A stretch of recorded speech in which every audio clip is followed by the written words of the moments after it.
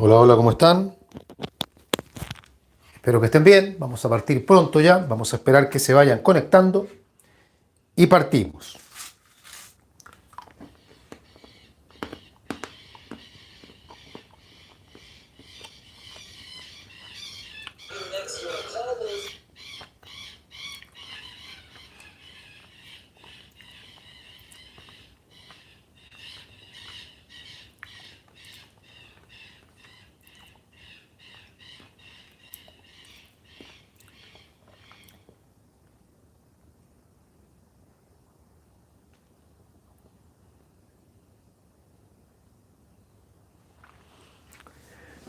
Ya estamos ya. ¿Se están conectando? Muy bien. Vamos a partir pronto.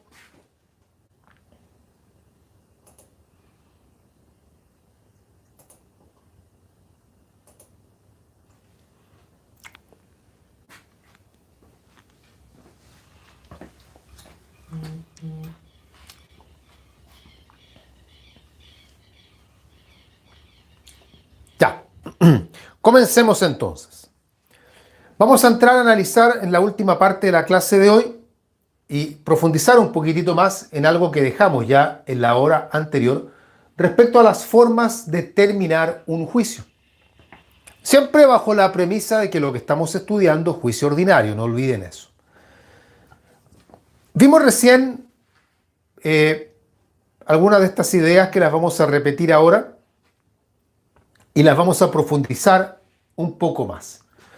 Recordemos para estos efectos que hemos señalado que la regla general, lo más habitual, por decirlo de alguna manera, es que el juicio termine con la dictación de la sentencia definitiva. Esa es la forma que los textos suelen denominar la forma normal sobre cómo debe terminar un juicio, a través de la sentencia definitiva. Y que junto a esa forma normal existen otras formas denominadas anómalas y que suponen otras maneras de cómo podría también terminar un juicio que no sea a través de la dictación de la sentencia definitiva. Y ahí encontramos, por ejemplo, el abandono del procedimiento, el desistimiento de la demanda y la presencia de los equivalentes jurisdiccionales. Y esos son los temas que vamos a ver ahora entonces en esta parte de la clase para conversar entonces en un primer término sobre la sentencia definitiva y en un segundo término sobre estas formas anómalas de cómo puede terminar el juicio, siempre insisto, el juicio ordinario. Dicho eso entonces, vamos viendo. Y vamos a partir con la sentencia definitiva. Recordemos ya el concepto, lo hemos dicho en varias ocasiones, sentencia definitiva es aquella que pone fin a la instancia resolviendo la cuestión controvertida. Pone fin a la instancia resolviendo la cuestión controvertida. En cuanto a los requisitos que debe reunir la sentencia definitiva, tenemos estos requisitos contenidos en el artículo 170 del Código de Procedimiento Civil y complementado con un auto acordado, que es justamente un auto acordado que regula la forma y los requisitos que debe reunir una sentencia, cualquiera sea esta sentencia. Y en rigor, cuando uno analiza los requisitos de la sentencia, uno suele dividir estos requisitos en tres categorías, tres partes. Y uno dice entonces la sentencia tiene una primera parte que se suele llamar la parte expositiva. Vamos a ver ahora en un momento en qué consiste. Luego tiene una segunda parte que es la parte considerativa. Ya veremos, como les digo, en un momento de qué se trata. Y una tercera parte conocida como la parte resolutiva. Expositiva, considerativa, resolutiva. Vamos a la parte expositiva en primer lugar. La parte expositiva tiene por objeto exponer, de ahí el nombre, el conflicto en el cual se encontraban las partes. Es una descripción, una relación hasta cierto punto de los hechos. Se supone que a través de la parte expositiva nosotros tomamos conciencia de que el tribunal entiende de qué se trata el conflicto que está pronto a resolver. Esta parte expositiva contiene, a grosso modo, en primer lugar, la identificación de las partes en juicio, nombres, apellidos, etcétera. O sea, las partes aparecen identificadas tal como se identificaron cuando presentaron sus primeros escritos. Por ejemplo, el demandante, él, se individualiza en la demanda y el demandado se individualiza en la contestación. Luego, la parte expositiva también tiene la mención, la enumeración de las acciones y las excepciones interpuestas. ¿Cuáles son las acciones del demandante? ¿Cuáles son las excepciones del demandado? No necesariamente esto tiene que ser en plural, puede ser una acción y una excepción, pero lo decimos en plural para entender que podría ser perfectamente más de uno. Además, en la parte expositiva se va a indicar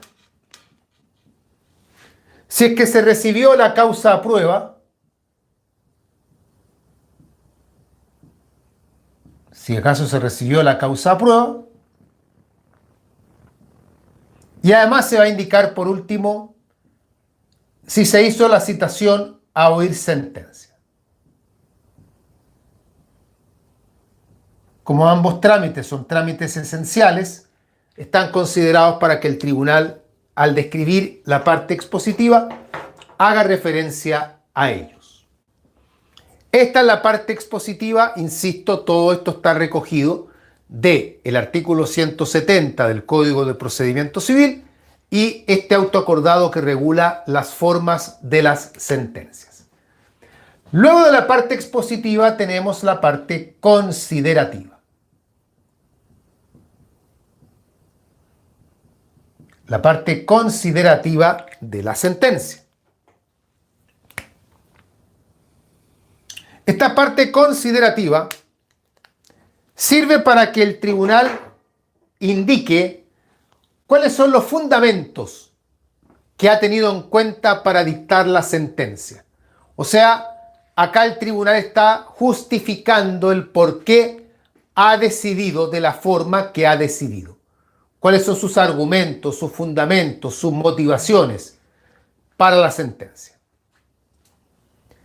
Contiene, en primer lugar, las consideraciones o considerandos, también se les llama, de hecho y de derecho. O sea, qué hechos tomó en cuenta y qué aspectos jurídicos tomó en cuenta para llegar a la decisión. Los considerandos de hecho y los considerandos de derecho. Señala además cuáles son los hechos que se han tomado en cuenta y qué medios de prueba fueron empleados para demostrarlos. Podemos decir los hechos probados. Si acaso los hechos fueron probados y cómo fueron probados. Y dentro de esta parte considerativa, el tribunal también va a enunciar las leyes y los principios de equidad que ha empleado para llegar a dictar sentencia. Como les digo, en la parte considerativa lo que el tribunal hace en el fondo es ir justificando por qué ha decidido lo que ha decidido. La parte considerativa es la que uno suele reconocer como los vistos. Y por último tenemos la parte resolutiva, que naturalmente es la primera parte que vamos a leer si tenemos la sentencia en nuestras manos, porque la parte resolutiva es aquella en que el tribunal va a indicar cómo ha decidido la cuestión controvertida. Acá está el fallo en el fondo. Aquí vamos a saber, mirando la parte resolutiva, quién gana y quién pierde. En esta parte el tribunal va a indicar cómo ha resuelto cada una de las acciones y excepciones que se han propuesto, indicando cuáles se aceptan y cuáles se rechazan. O sea, acá el tribunal señala si acepta o rechaza las acciones y excepciones que se han propuesto por las partes.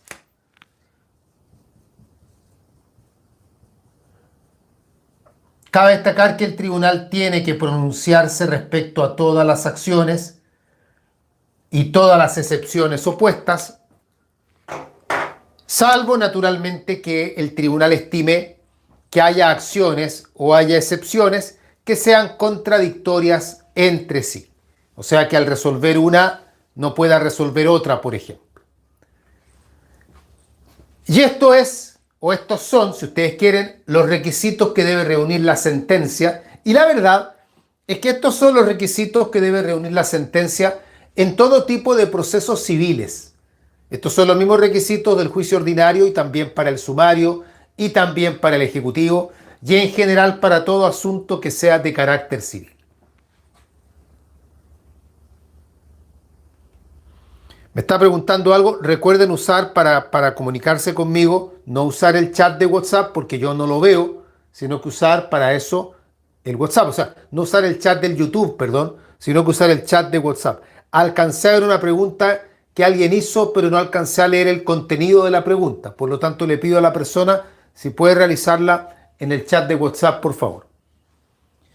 Mientras tanto, voy a sacar la foto de la pizarra. Mientras tanto, mientras la persona ahí hace la pregunta en el grupo de WhatsApp. Ya. Voy a subir la foto en un segundo. Déjenme arreglarlo un poquitito. Listo. A ver, Francisca está preguntando. Montserrat, perdón, dice, preguntaba si se podría referir al deber de congruencia.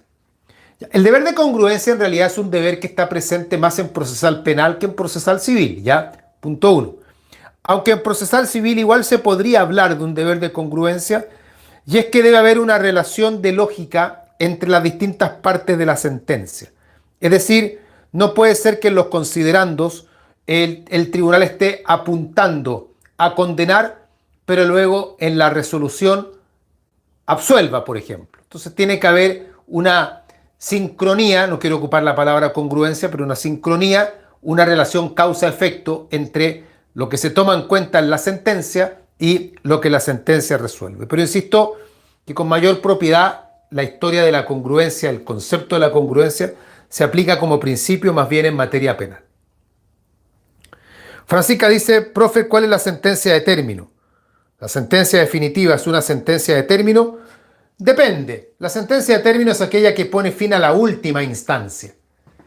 Si el juicio termina acá en primera instancia, va a ocurrir que la sentencia definitiva resulta ser sentencia de término.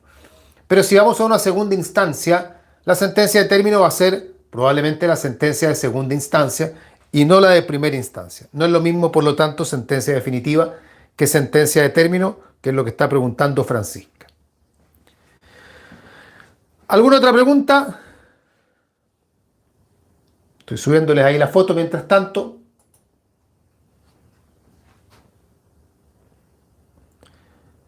Ya, no veo más preguntas. Continuamos entonces. Esta es la manera lógica, habitual, de cómo debiera terminar entonces el juicio, a través de la dictación de la sentencia definitiva. Pero el juicio puede terminar también por otras vías.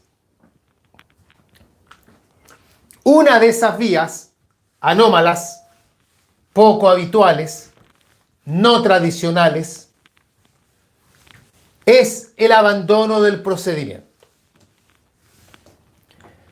Está en el PowerPoint. Sin embargo, nosotros lo pasaremos por alto esta vez porque el abandono del procedimiento ya lo estudiamos hace algunas clases atrás, cuando vimos los plazos judiciales y ahí analizamos justamente el abandono. Y se darán cuenta que las láminas son las mismas láminas que en su momento usamos para desarrollar el abandono haya. Por lo tanto, no voy a perseverar, no voy a profundizar, mejor dicho, en esa parte. Ya no es que no lo estemos viendo, se vio ya en su momento, no hay necesidad de verlo ahora, pero sí es bueno recordar que el abandono del procedimiento es justamente una manera poco habitual de terminar el juicio. Otra manera de estas formas anómalas es el desistimiento de la demanda. Desistimiento de la demanda. Este lo vamos a ver porque sobre el desistimiento no hemos profundizado, lo hemos nombrado en más de alguna ocasión, pero no hemos detallado en qué consiste el desistimiento. Lo vamos a ver ahora. La idea es que no confundan desistimiento con abandono del procedimiento. Conceptualmente, el desistimiento de la demanda es lo siguiente. No es concepto legal, es un concepto doctrinario, por lo tanto, si ustedes conocen otro, manejan otro, pueden dar otro también sin ningún problema. Vamos a decir que el desistimiento es un acto procesal por el cual el actor o el demandante o el sujeto activo, como ustedes prefieran, manifiesta su propósito de no continuar en el ejercicio de la acción por él intentada contra el demandado una vez que aquella fue notificada. O sea, para hablar de desistimiento en propiedad, la demanda ya tendría que estar notificada. Ojo, si el demandante se arrepiente de su demanda, voy a usar esa palabra, arrepentirse, si el demandado se arrepiente de su demanda antes de la notificación, la puede retirar. Y eso no es un desistimiento, porque repito, el desistimiento cabe toda vez que la demanda ya hubiese sido notificada. Antes de la notificación, la demanda simplemente se retira. Requisitos del desistimiento. Requisitos del desistimiento. Vamos viendo cuáles son los requisitos. Algunos son bastante evidentes, otros no tanto, pero igual hay que mencionarlos todos porque llegado el momento van a tener que manejarlos todos también en el examen. Número 1. Se puede desistir de la demanda, y me voy a referir en este número 1 en cuanto a la oportunidad procesal, desde la notificación de la demanda, y hasta que se encuentre ejecutoriada la sentencia. O sea, todo ese espacio de tiempo, espacio procesal, para desistirse de la demanda. Desde que la demanda ha sido notificada y hasta que se encuentre ejecutoriada la sentencia. Número 2. El desistimiento le corresponde al demandante. Solo el demandante se puede desistir. Esto no resiste análisis, puesto que la demanda es un acto del demandante. Y por lo tanto, si alguien tiene la posibilidad de desistirse, es el propio demandante. 3. El demandante tiene que declarar expresamente que se desiste.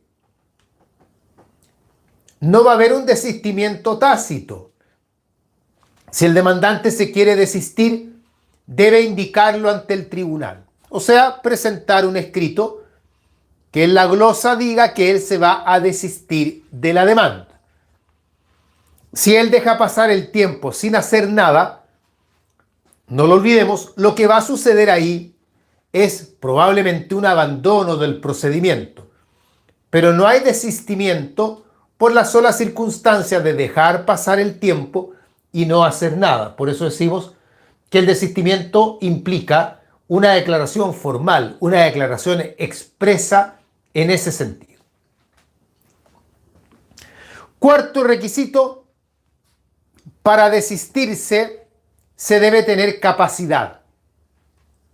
Y si quien se desiste es el mandatario, El mandatario debe tener para ello una facultad especial, o sea, las facultades ordinarias que tiene el mandatario judicial no contienen la de desistirse de la demanda. Para ello hay que darle esa facultad de manera especial, tal como el día de ayer, creo, sí, lo analizábamos en cuanto a la facultad para allanarse, que también decíamos requiere tener el mandatario para ello facultad especial. Hay una pregunta al parecer. Vamos a verlo. Ya. Tania está escribiendo. Vamos a esperar que Tania termine de escribir y que aparezca la pregunta antes de continuar. Ahora me aparece Marioli escribiendo. Y Tania, no supe si dijo algo o no, porque no me apareció nada. A lo mejor se arrepintió. Pero Marioli está escribiendo ahora. Y también Matías está escribiendo. Y Tania está escribiendo. Todos están escribiendo. A ver qué pasó.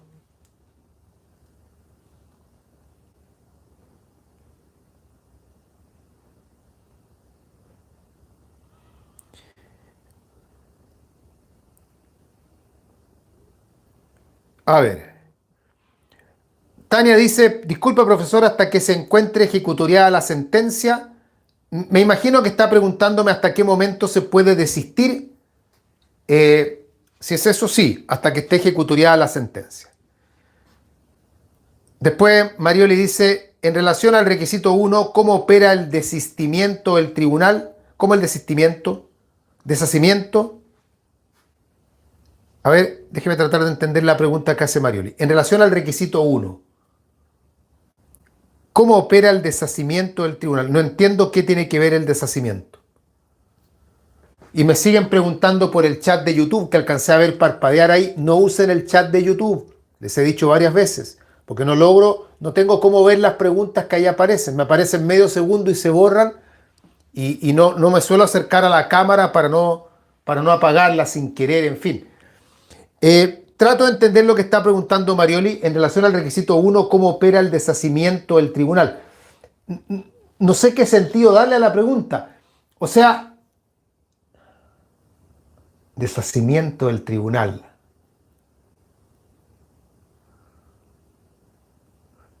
Me imagino que está tratando de darle ella sentido al hecho de que cuando la sentencia está ejecutoriada, opera el deshacimiento y ya no se puede desistir de la demanda. Me imagino que eso es. Habiendo ya deshacimiento del tribunal, ya no puedo presentarme ante el mismo tribunal y plantear el desistimiento.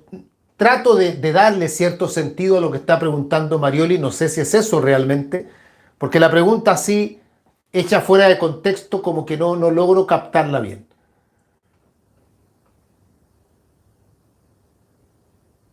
Tal vez Marioli por ahí escriba y logre explicar mejor.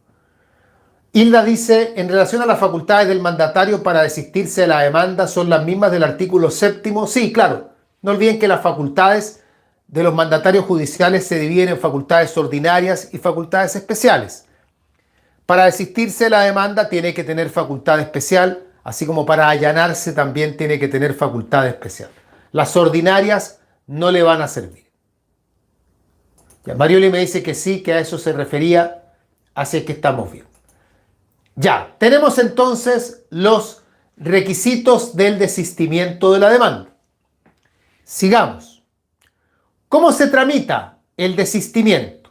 Es decir, el demandante presenta su escrito donde él anuncia que se va a desistir de la demanda. ¿Qué pasa ahora? Advirtamos que esto se tramita como incidente. De hecho, es uno de los incidentes llamados incidentes especiales. ¿Ya? Es un incidente, el incidente de desistimiento de la demanda. O sea, van a ver que no es tan simple como que el demandante diga me desisto y listo, se acabó todo. No es tan sencillo. ¿Cuál es la lógica acá? ¿Cómo opera? El demandante primero presenta su escrito desistiéndose de la demanda. Frente a esta presentación, el tribunal provee traslado por 3 días. El traslado es para que la parte demandada tome alguna decisión. El demandado puede tomar alguna de las siguientes actitudes frente al desistimiento de la demanda. El demandado puede, letra A, aceptar el desistimiento, con lo cual la demanda se tiene desistida entonces. O letra B, el demandado podría oponerse y en ese caso será el tribunal el que tendrá que decidir qué resuelve. Por una parte, el demandante quiere desistirse y el demandado se está oponiendo. El tribunal resuelve. Letra C, el demandado podría aceptar el desistimiento, pero sujetándolo a alguna condición. O sea, yo acepto el desistimiento siempre y cuando, y en ese caso impone alguna condición, también será el tribunal ahí el que tendrá que decidir. Y por último, la cuarta actitud que puede tomar el demandado es no hacer nada. O sea, dejar pasar los 3 días y no hacer nada. En ese caso, el incidente continúa su tramitación y será el tribunal el que tendrá que decidir qué resuelve.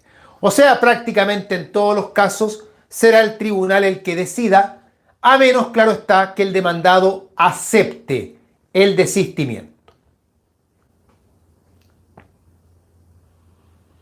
Tiene, por lo tanto, una tramitación propia de los incidentes. Se promueve el incidente, hay traslado, etc.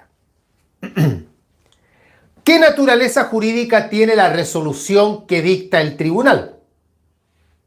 Respecto al desistimiento, naturaleza jurídica.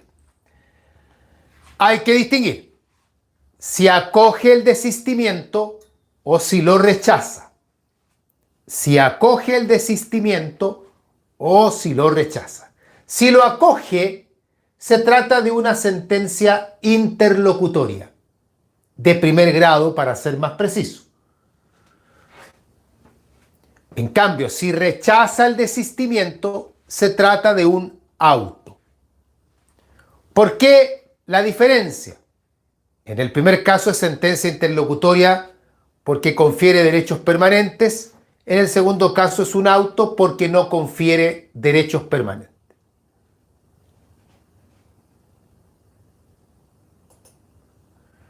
Ernesto me dice, profesor, ¿puede repetir la diferencia que hay entre el desistimiento y aquel acto en que el demandante retira la demanda sin que ésta haya sido notificada? No hay ninguna diferencia, salvo que al no haber sido notificada la demanda, no está trabada la litis. Por lo tanto, si el demandante quiere retirar su demanda, simplemente la retira. No va a pasar nada más. No hay traslado, no hay nada. El demandado ni siquiera sabe que está siendo demandado. Nadie le ha avisado todavía. Ahora, si ya fue notificado, ahí hay que desistirse y someterse al procedimiento que estamos señalando ahora. Es decir, presentar el escrito y con ello entonces someterse a esta tramitación incidental. Efecto del desistimiento. Efecto. El desistimiento equivale a una sentencia absolutoria. Por lo tanto, el desistimiento produce cosa juzgada. Y eso implica que no va a poder volver a demandar el demandante en la medida que exista la triple identidad. Hilda me pregunta si antes de la notificación, al retirar la demanda, se tiene la demanda por no presentada. Exactamente. Retirar la demanda, el retiro, no produce cosa juzgada. Simplemente se tiene la demanda por no presentada. Esto se debe a que nunca se trabó la litis porque nunca hubo notificación. En cambio, en el desistimiento, la litis ya está trabada, ya hay notificación y por lo tanto produce cosa juzgada como equivalente a lo que es una sentencia absolutoria. Bien, yo ahí les coloqué en el PowerPoint al final por si lo necesitan cuáles son los recursos que proceden contra la resolución del tribunal. Y ahí les coloqué, si el tribunal acoge el desistimiento, contra esa resolución procede apelación y también casación en la forma y casación en el fondo. En cambio, si el tribunal rechaza el desistimiento, contra esa resolución procede reposición con apelación en subsidio. La verdad es que la diferencia de recursos tiene mucho que ver también con la naturaleza de la resolución. Bien, esto respecto entonces al desistimiento de la demanda. Entonces tenemos, el juicio termina habitualmente con la dictación de la sentencia definitiva.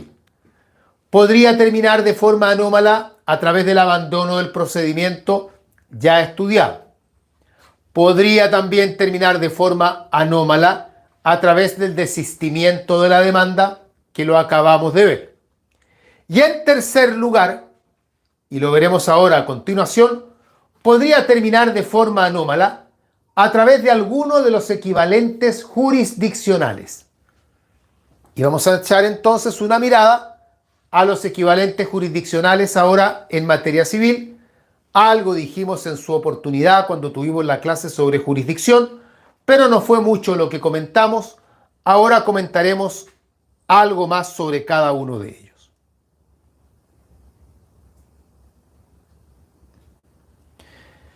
Tania pregunta, no entiendo cómo se puede desistir de la demanda si está ejecutoriada la sentencia. No, pues si esa es la idea. Si está ejecutoriada la sentencia, ya no se puede desistir de la demanda. El desistimiento es hasta que la sentencia esté ejecutoriada.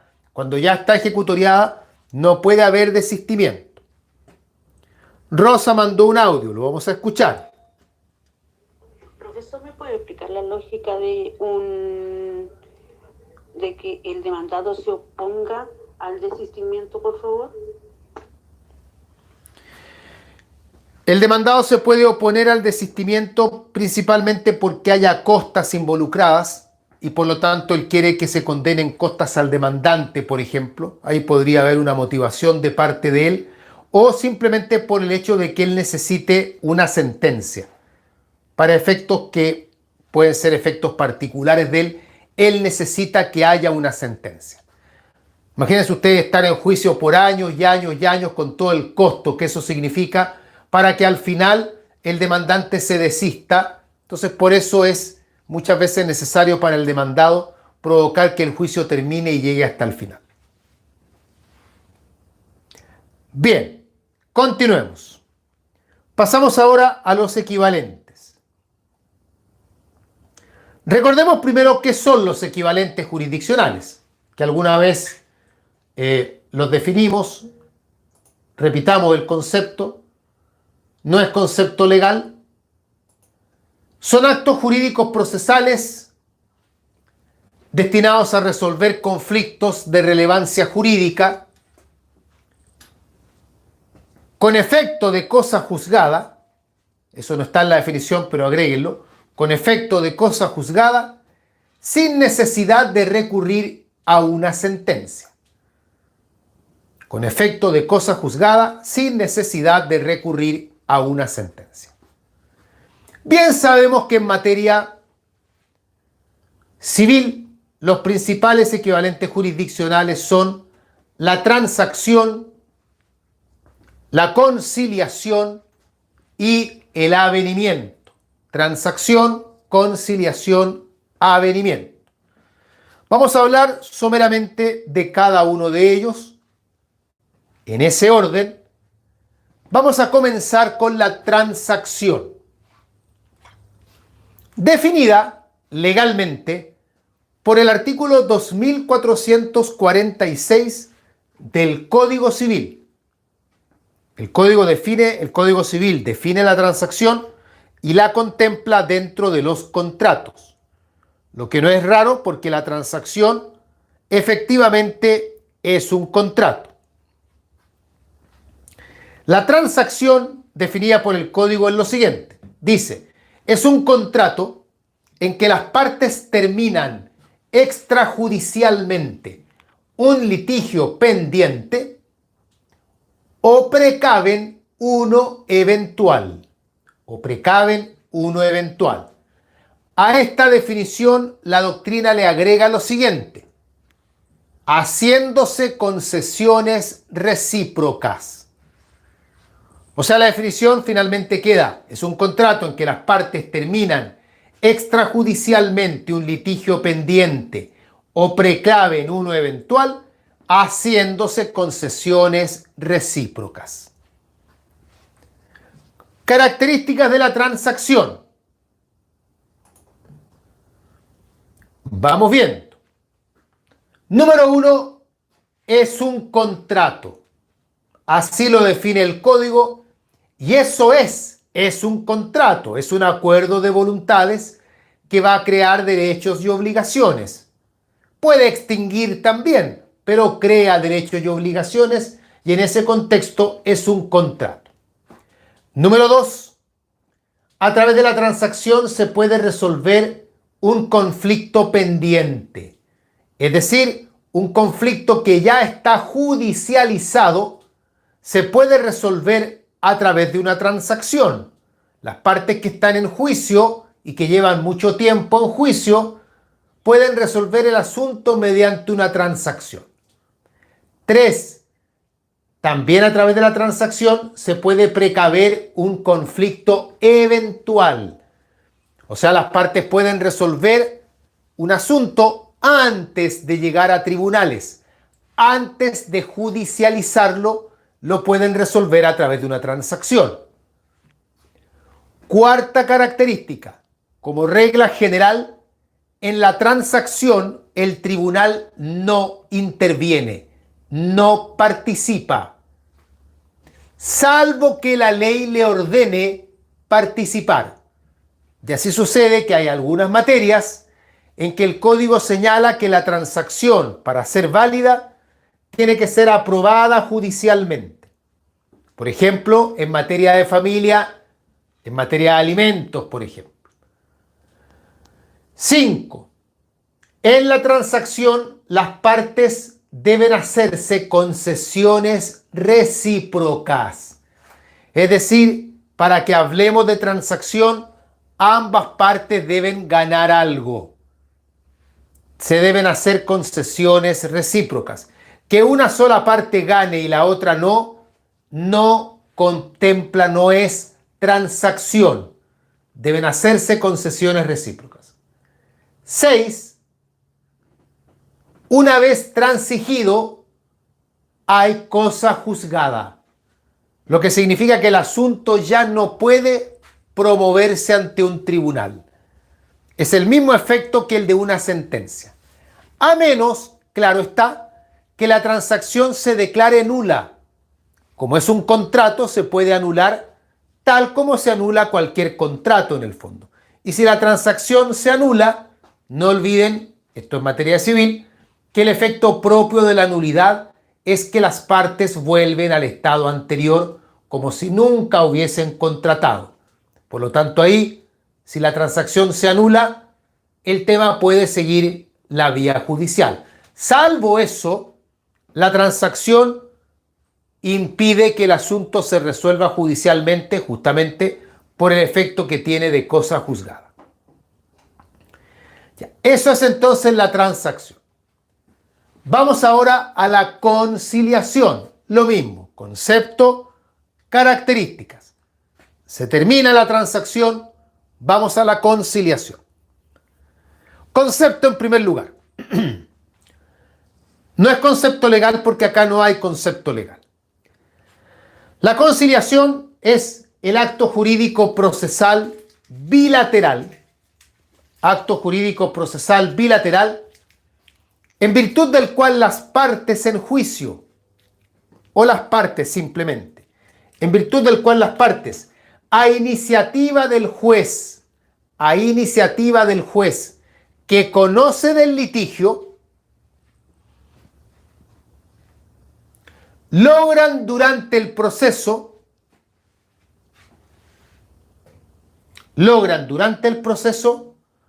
ponerle fin a él de mutuo acuerdo. Ponerle fin a él de mutuo acuerdo. Eso como concepto de conciliación. Si tienen otro concepto, conocen otro concepto, pueden darlo sin ningún problema.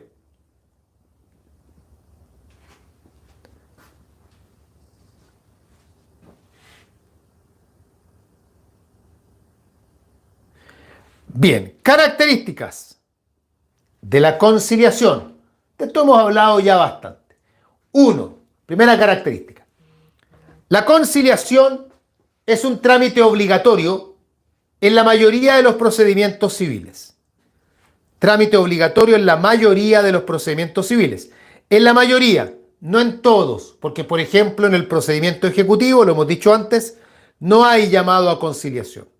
Así que no es que operen todos. 2. En la conciliación el juez participa proponiendo bases de arreglo. O sea, el juez les propone cómo solucionar el conflicto y ahí verán las partes si aceptan o no. Para esto bien sabemos que el juez asume el rol de amigable componedor. 3. Necesariamente las partes tienen que estar en juicio. A diferencia de una transacción que podía promoverse antes de comenzar un juicio, la conciliación se da dentro del juicio. 4. Requiere acuerdo de las partes. La conciliación es un acuerdo. No se puede imponer una decisión. Las partes tienen que estar de acuerdo. Y como quinta característica, algo que también resulta evidente, es que la conciliación solo puede suponer acuerdos respecto a lo que se está debatiendo en el juicio. No puede la conciliación abarcar temas ajenos al juicio, solo lo que se está discutiendo en el juicio, nada más. Eso entonces como características principales de la conciliación. Por último, el avenimiento. Lo mismo, concepto y características. Avenimiento. Concepto en primer lugar. Tampoco tiene concepto legal, por lo tanto este concepto es doctrinal. Vamos a definirlo diciendo que el avenimiento es el acuerdo que logran directamente las partes de un proceso en el cual ponen término a su conflicto pendiente de resolución judicial, expresándoselo así al tribunal que está conociendo de la causa. Expresándoselo así al tribunal que está conociendo de la causa.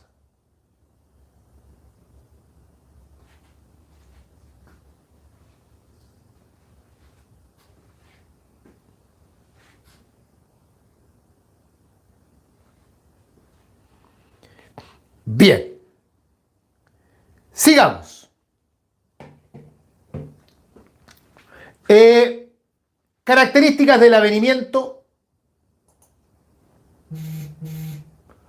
Francisca pregunta, profesor, ¿en el avenimiento el acuerdo se produce en la audiencia o fuera de ella? No, no es en audiencia. O sea, puede ser en una audiencia, pero el avenimiento no es como la conciliación, no hay un llamado para esto.